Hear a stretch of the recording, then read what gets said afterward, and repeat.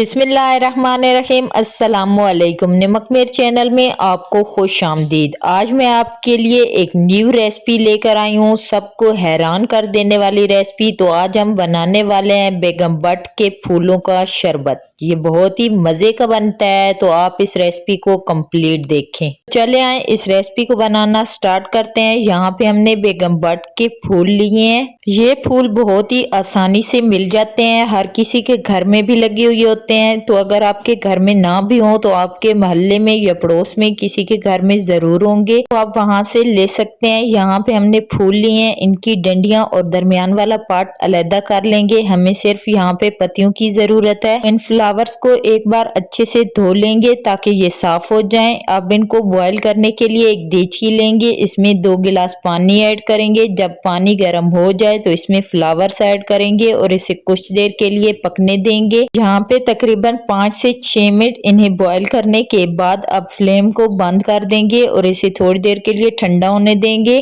थोड़ी देर ठंडा करने के बाद अब इसको एक जग में निकाल लेंगे, जैसे कि आप वीडियो में देख रहे हैं। अब इसमें 1 से 2 गिलास ठंडा पानी और ऐड करेंगे। पानी ऐड करने के बाद अब इसमें 1 अदद लेमन का जूस ऐड करेंगे।